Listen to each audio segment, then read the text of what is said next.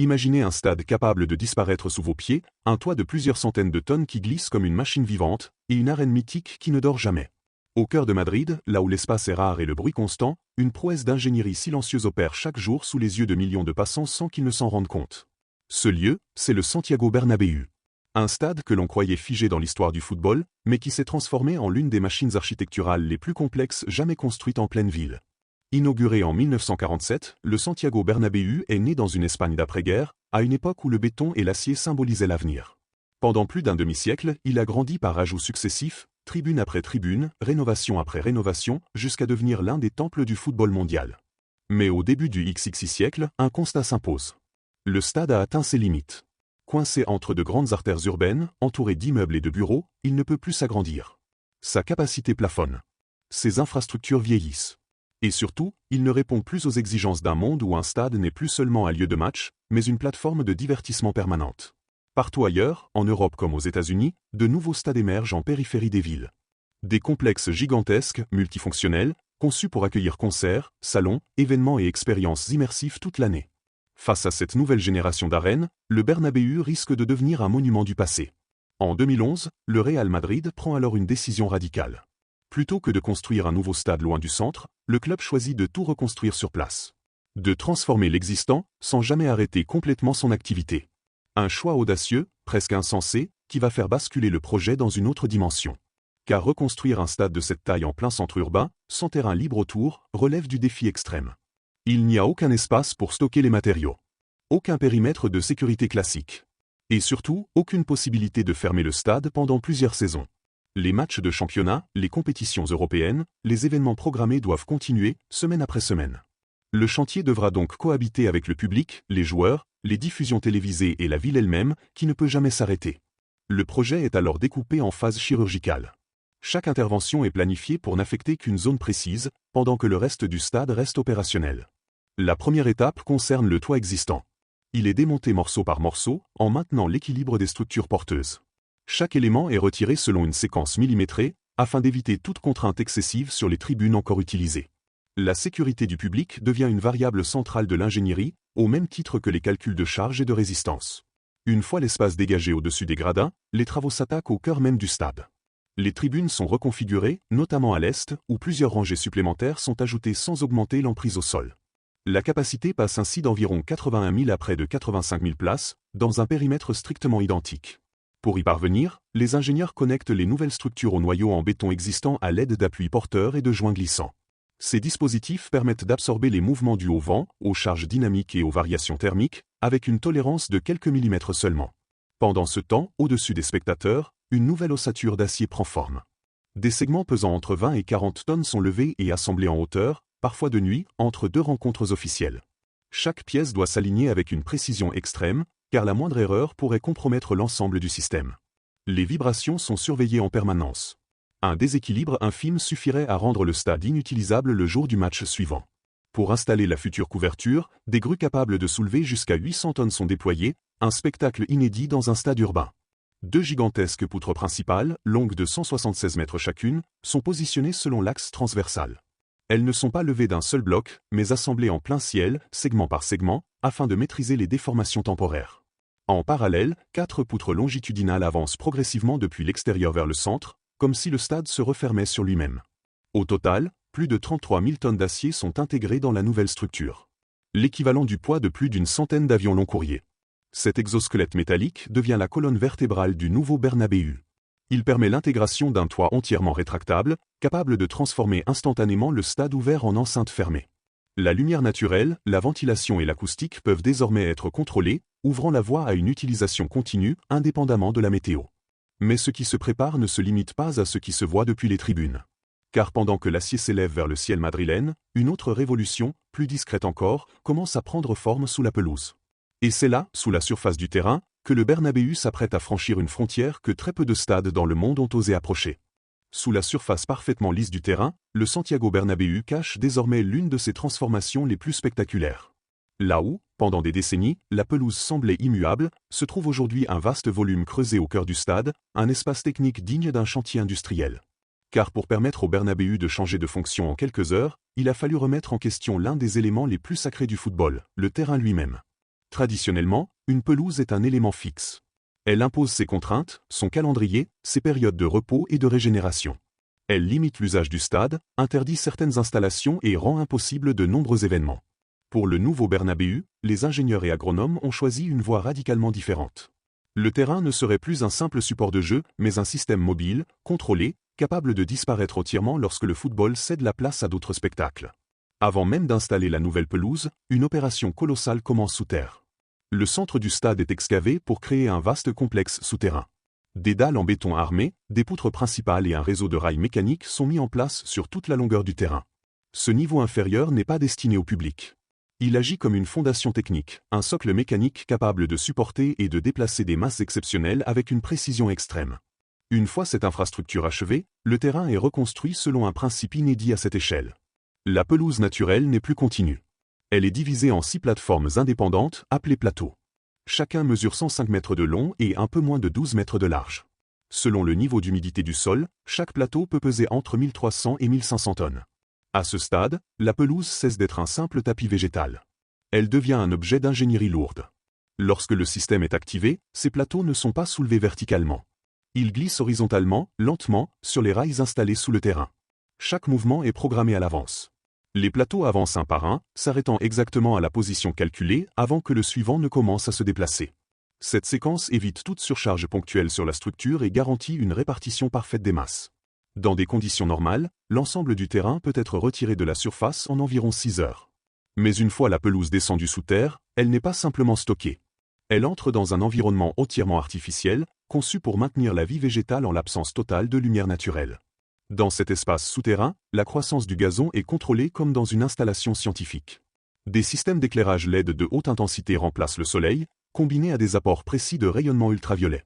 Chaque jour, la pelouse reçoit environ 16 heures de lumière, programmée pour simuler un cycle naturel de lever et de coucher du soleil.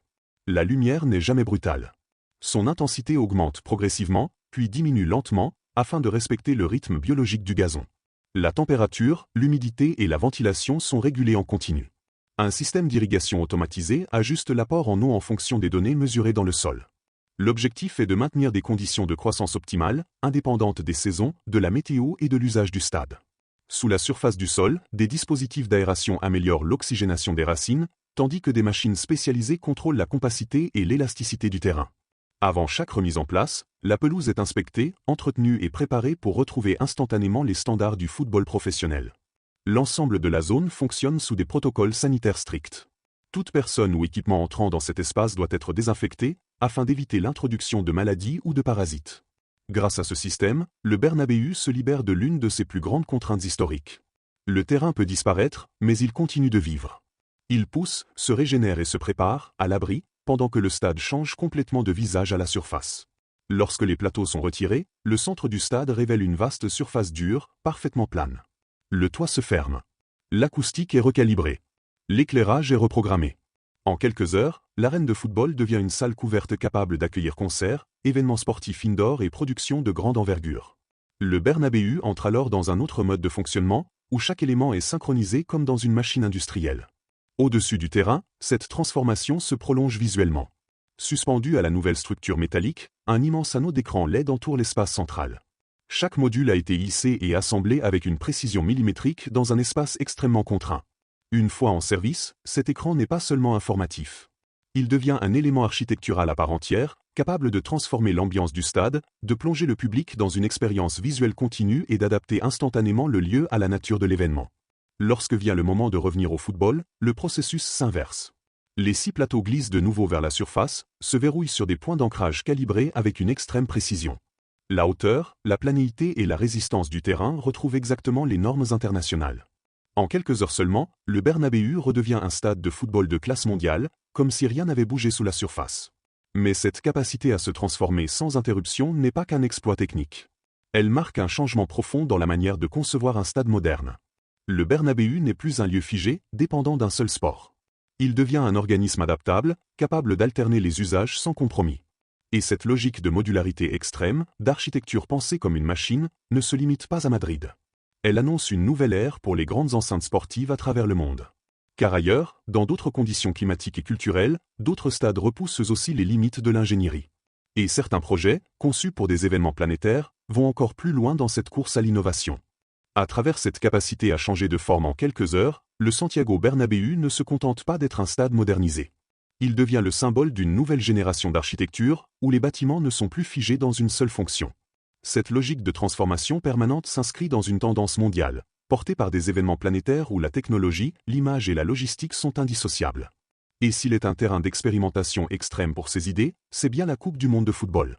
Depuis la première édition en 1930 en Uruguay, chaque Coupe du monde est bien plus qu'un tournoi sportif.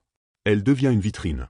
Une démonstration de puissance organisationnelle, de savoir-faire technique et d'ambition nationale. Les stades construits pour ces événements reflètent toujours l'époque qui les a vus naître. Béton massif au milieu du XX siècle, structure légère et multifonctionnelle au début du XXI. Lorsque le Qatar obtient l'organisation de la Coupe du monde 2022, le monde de l'architecture et de l'ingénierie comprend immédiatement que quelque chose d'inédit se prépare. Dans un pays marqué par un climat extrême, avec des températures estivales dépassant régulièrement les 50 degrés, concevoir des stades capables d'accueillir des centaines de milliers de spectateurs devient un défi colossal. Avant même le premier coup de pioche, des années d'études sont menées. Les ingénieurs analysent le sol, la direction des vents, la réverbération thermique et la salinité de l'air marin. Chaque paramètre est simulé, testé, ajusté, afin de garantir la sécurité et le confort dans des conditions rarement rencontrées à cette échelle. Mais au-delà des contraintes climatiques, certains projets qataris cherchent à réinventer la notion même de stade. Le Stadium 974, à Doha, incarne cette rupture. Construit à partir de 974 conteneurs maritimes empilés et intégré à une ossature d'acier, il ne ressemble à aucun autre. Le chiffre n'est pas choisi au hasard. Il correspond à l'indicatif téléphonique international du Qatar, volontairement inscrit dans l'architecture comme une signature nationale. Derrière cette apparence industrielle se cache une logique radicale. Le stade est conçu dès l'origine pour être démonté. Chaque conteneur fait partie intégrante de la structure, servant à la fois de support, de circulation, de local technique ou de tribune. Les éléments sont assemblés comme les pièces d'une machine géante, reliés par des milliers de boulons et de soudures capables de résister aux vents côtiers, aux charges dynamiques et aux variations thermiques quotidiennes. Sous le sol, les défis sont tout aussi complexes. Le site repose sur des terrains gagnés sur la mer, composés de sable meuble et soumis à un niveau élevé de nappes phréatiques. Pour stabiliser l'ensemble, des centaines de pieux en béton armé sont enfoncés profondément, créant une fondation artificielle capable de supporter des dizaines de milliers de tonnes. Ce travail invisible devient la condition essentielle à la légèreté apparente de la structure en surface.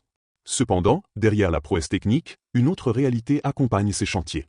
Des milliers de travailleurs migrants, venus principalement d'Asie du Sud, participent à la construction de ces stades dans des conditions difficiles.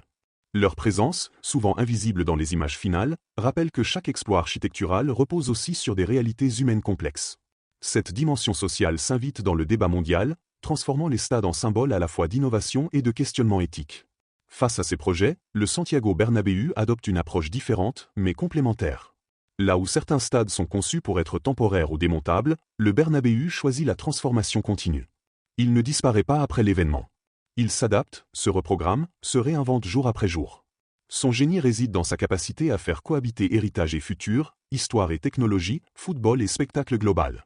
Aujourd'hui, lorsque les lumières changent de couleur après un match, le stade entre dans une autre temporalité. Les systèmes se mettent en mouvement. La pelouse peut s'effacer. Le toit se refermer. L'acoustique se transformer. En quelques heures, le lieu devient une salle de concert, un espace événementiel ou une arène indoor. Puis, tout aussi rapidement, il retrouve son identité sportive, prêt à accueillir une nouvelle rencontre internationale. Ce qui distingue réellement le Bernabéu n'est pas seulement le nombre d'événements qu'il peut accueillir, mais la précision avec laquelle il change d'état. Chaque transformation est répétable, contrôlée, presque chorégraphiée. Le stade fonctionne comme une machine programmée pour répondre à des besoins multiples, sans jamais sacrifier la qualité de l'expérience. Dans un monde où l'espace urbain est de plus en plus rare, cette approche ouvre de nouvelles perspectives. Les bâtiments ne sont plus conçus pour une seule fonction, mais pour une multitude d'usages successifs. Ils deviennent adaptables, évolutifs, capables de répondre aux attentes changeantes des villes et de leurs habitants.